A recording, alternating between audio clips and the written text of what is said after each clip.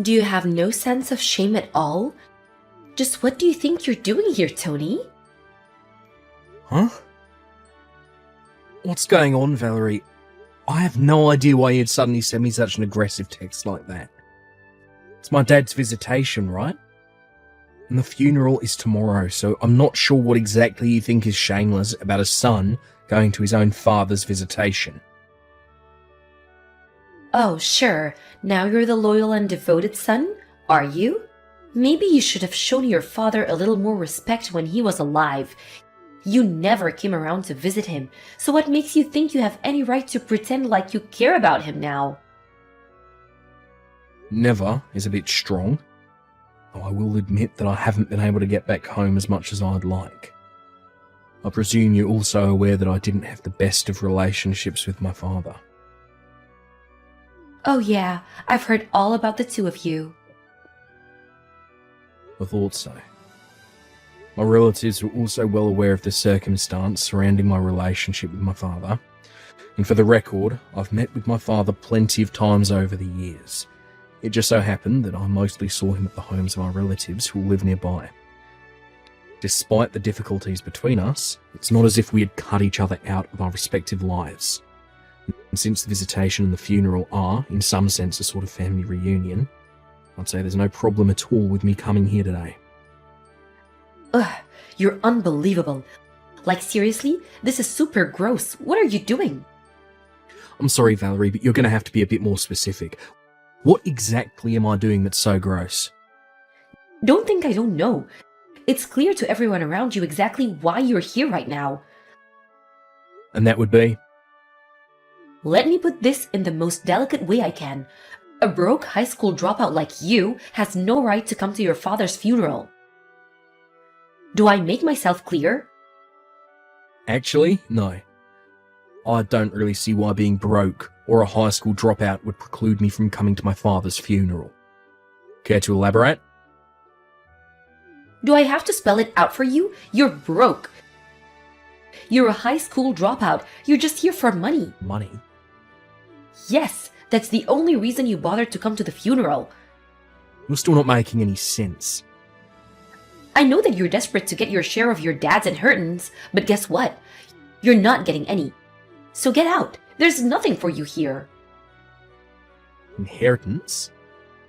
Did you by any chance find my dad's will? What will? Yeah, my point exactly. My brother and family told me that my dad passed away quite suddenly and hadn't had the opportunity to put together a will. As such, his inheritance will be split up according to the laws of our state.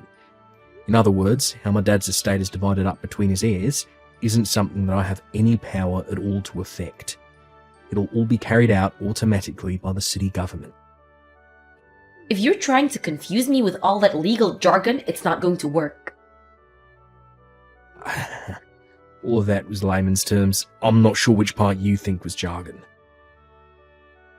That's so like a high school dropout. They always use big words they don't understand to sound smarter than they are. Anyway, I'm planning to be in town until my dad's funeral is over. Oh yeah? I might just have to have a little chat with your brother about this then. By all means, go ahead. I've already talked to him and he said I was welcome to come. Conversely, if I were to be absent from the funeral after coming to the visitation tonight, I think that might disturb several of my relatives who are expecting me to come. Whatever. Fine, but you need to get out of town immediately, after the funeral is over tomorrow, got it?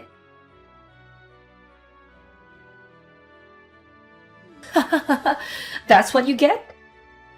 Valerie, would you mind explaining why you just dumped a bucket of water all over me? I may have let you come to the funeral, but a high school dropout has no right to sit in front with the family. You can sit in the back. You seem like you wouldn't be happy no matter where I sat. Well, duh. Besides, the visitation is over, and now the funeral is over, so you've got no more reason to stick around. Hurry up and get out of town like I told you to. As you wish. You can take care of things from here. And don't you ever show your face around here again. Tony, I'm so sorry. Hey, Ellen. Thanks for taking care of the funeral today. It was lovely. Where are you right now? In a hotel across the street from the airport. I was planning to stay the night here, so I already had a reservation. My flight isn't until the morning, so I'm just kind of killing time until then. But what's up? Why are you apologising to me all of a sudden? When I heard what happened, I had to apologise. During the funeral service, I looked around and noticed you weren't in your seat anymore. My wife told me that you'd gotten sick and went to the emergency room, and I completely believed her at first. And then at lunch, I was talking to some of our family about you.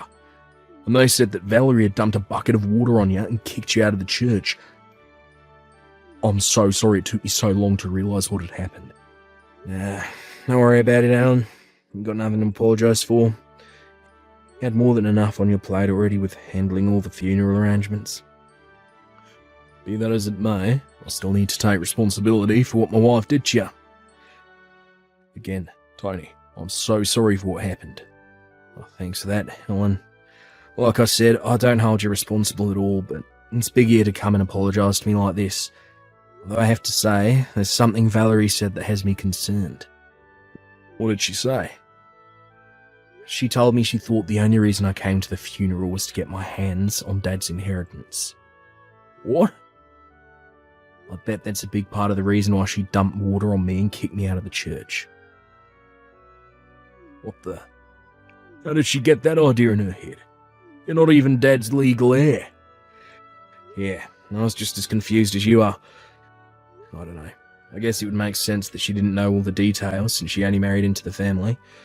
But no matter what I said, she refused to listen. She was so upset and excited about the whole thing that I was never able to give her a proper explanation. I'll see. But in any case, as long as Valerie is angry at me, it seems like my presence there would only cause more trouble than I've already caused. I know it's only been a short time since Dad died, and I hate to force this on you in such a difficult time, but is it alright if I leave everything from here on out to you? Yeah, it's no trouble at all. Leave everything to me. I'm sorry about everything that happened, really, I am. I'll contact you again once things settle down over here. Gotcha. Thanks again, Alan. Talk to you later. I don't believe you, Tony. What are you doing back in town? I told you to stay away. Not that it's any of your concern, but I was visiting some old friends of mine. Liar! You're still after your dad's inheritance, aren't you? I suppose this has something to do with the fact that there's a meeting with the city about Dad's inheritance today. Obviously. Well, I know you have all sorts of things you'd like to say to me right now, but let me save both of us a lot of time. I'm meeting with my friends, and then immediately heading back home. What? Valerie, I was trying to tell you back at my dad's funeral, but you're under a huge misunderstanding. Regardless of what you may think, I'm not actually one of my dad's legal heirs. Wait, you're not? I think you're aware that while I call Alan my brother, we're technically just stepbrothers, right? Yeah, I knew that. Right. So Alan is our dad's son, and I'm our mum's son. So when our parents married, both of us were already adults and had our own established lives. So since there was no need for financial support, I was never legally adopted by my dad. What this means legally, in the same way my brother wasn't entitled to any of my mum's estate when she passed away a few years ago, I'm not entitled to any of my father's estate right now. We were both fully aware of that from the very beginning. And since I have no rights to receive any of my dad's estate, there's no point in me attending the meeting with the city today. You're not fooling me. You're probably gonna camp out in front of City Hall to beg for money from your brother once the meeting is over. Why would I do a thing like that? I'm not really hurting financially or anything. Liar! I started up a company with a friend of mine 3 years ago. I'm currently serving as vice president of that company. Vice President? Not one to toot my own horn, but our company's doing pretty well. I think it's fair to say that I'm in a pretty high income bracket for people my age. Whoa! That's... really? But how? You dropped out of high school. The only reason you would do that is if you were super dumb. How did someone like you become the vice president of a successful company? I'd say that's a pretty ignorant view of high school dropouts. Excuse me? Sorry, I just got to my friend's house, so I'll be taking my leave here if you don't mind.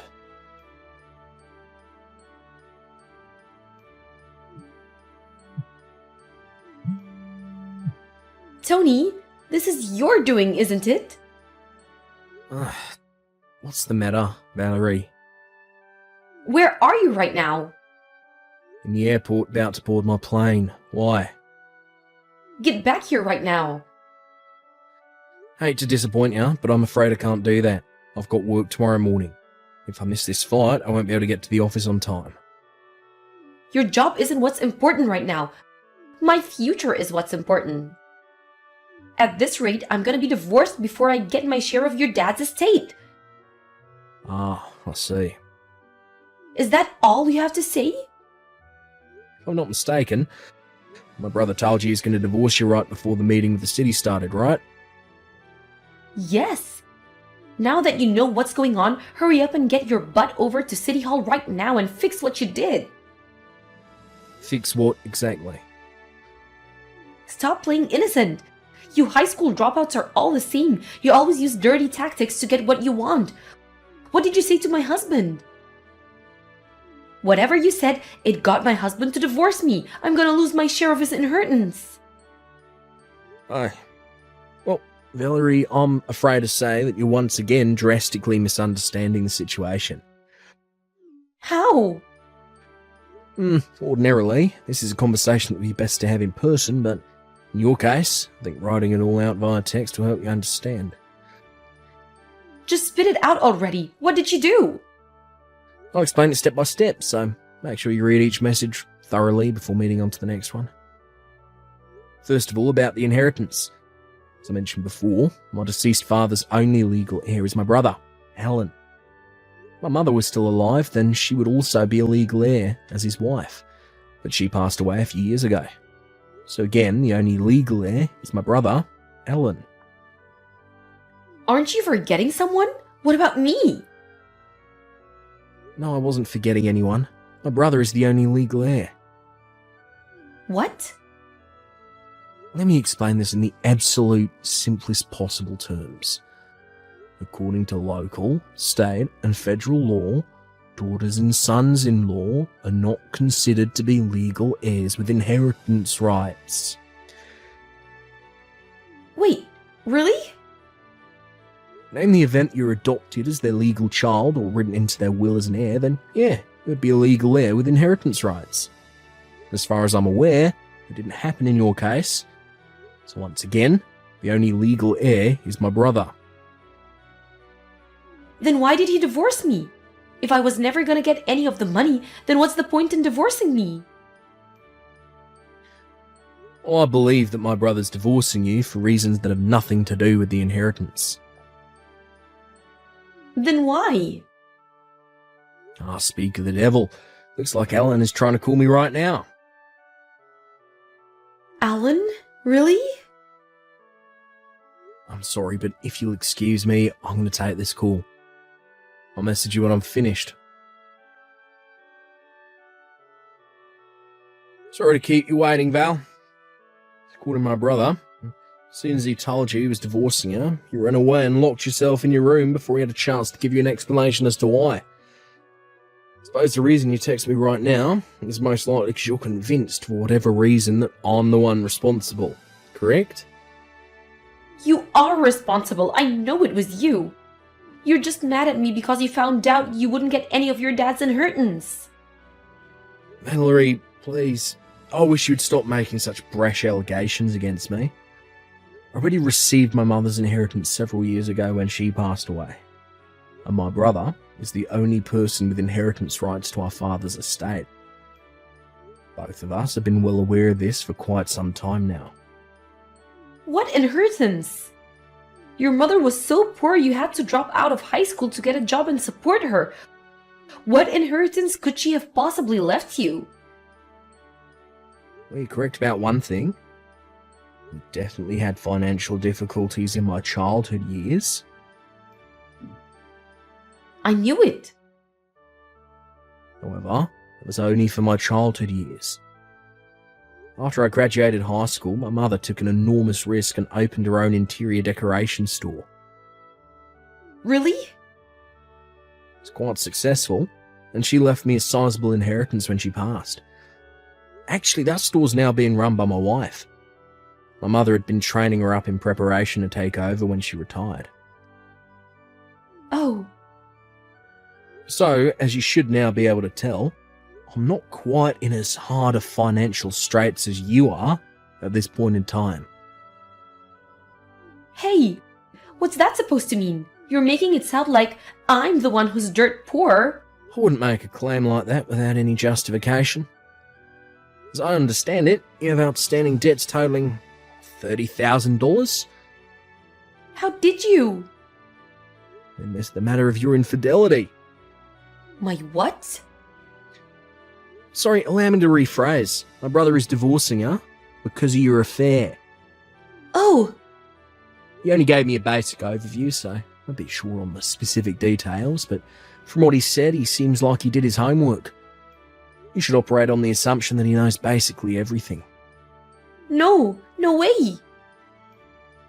I worked so hard to hide it from him. It would seem that you left behind a trail of breadcrumbs which Ellen picked up on. Now then, if you'll excuse me, Wait, I just heard the call to start boarding my plane, so I'll take my leave here. but how did... I never thought I'd actually get caught.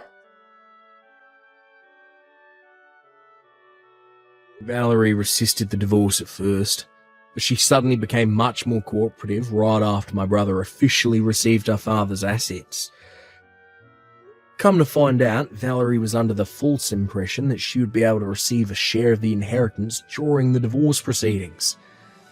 Her lawyer was burdened with breaking the news to her, but no, assets a spouse receives through inheritance are not subject to property division in the event of a divorce.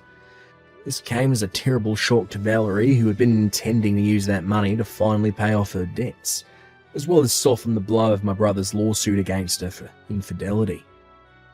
Faced with this reality, Valerie stormed over to my brother's house and said that she was taking back her consent to the divorce, but it was already too late.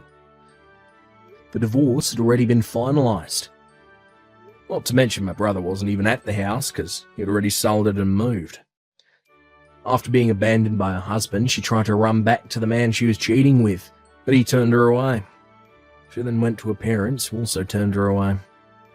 She's now living in a run-down, subsidised apartment, working multiple part-time jobs, and gradually chipping away at her multiple sources of debt, while barely managing to scrape by.